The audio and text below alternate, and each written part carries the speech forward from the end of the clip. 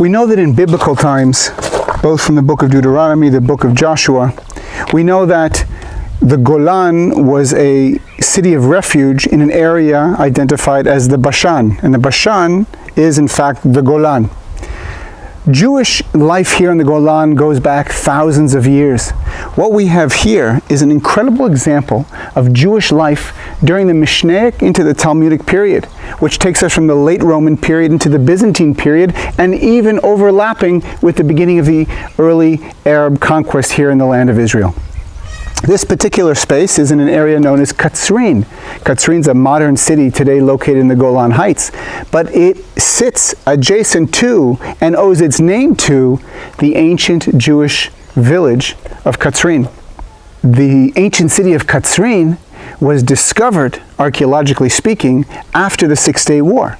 By 1968, Shmaryahu Gutman and other archaeologists uncovered the buildings that we can see behind me, and ultimately identified that in this particular area, most likely you're looking at a community that was living here from the late 2nd century to the Common Era. So after the destruction of the Second Temple, after the Bar Kokhba rebellion, we find Jews who are moving around the land and ultimately are going to end up here in the Golan Heights. They will continuously live here all the way into the year 749 to the Common Era, because there was a terrible earthquake that rocked the entire land and ultimately brought this particular Jewish community to an end. According to archaeologists, in its heyday, we're looking at about 300 souls who lived here, about 75, 85 families who lived here, and the finds were incredible. In addition to residential areas, we know of certain rabbis from the Talmudic period that are mentioned. We know of wine press and an olive press. There was a major industry that was here. Really incredible finds that prove that Jews were living here back almost 2,000 years here in the Golan Heights. Now, if that wasn't enough, the height of a Jewish community was, of course, the synagogue, the Beit Knesset. And what was found here is one of the most magnificent synagogues from this period anywhere in Israel. So in a moment, we're about to go inside this incredible synagogue. Now, if you take a look, you can see over the entryway, we have the beautiful leaves, pomegranates, and jugs on either side adorning the entryway to the synagogue. Before we even enter into this incredible building, take a look. You can see that the building itself is made from the basalt stone that we have. In addition, most likely there were also limestone additions to really make sure this building stood out. But let's go inside and check it out.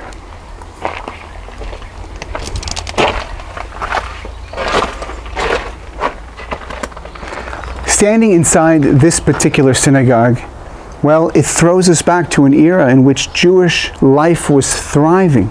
We're not talking about the modern state of Israel. We're talking about 1,800 years ago, 1,700 years ago. Now, if you look around, you can see the 4 rows of pillars divided the building into 3 different parts. At its heyday, there was probably a 2nd story as well, with windows up along the edges. Today, we only see the 1 floor over here. And the truth is that there was probably 2, maybe even 3 different synagogues, one on top of each other. The earliest one from the 4th century to the Common Era, to the best of the ability of the archaeologists to understand. And the last synagogue that stood here that was in active use was from the 6th century to the Common Era.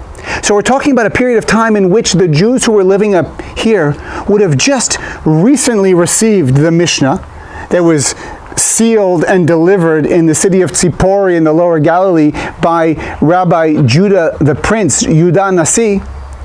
And it would have been before a time where the Talmud had been sealed, that oral law written down, so that you're talking about progress. You're talking about a process of developing Jewish identity.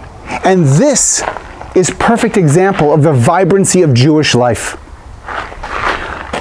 On the southern side of the synagogue, the direction towards Jerusalem. Remember, we're in the Golan Heights. South is towards Jerusalem. This is where the bima would have been.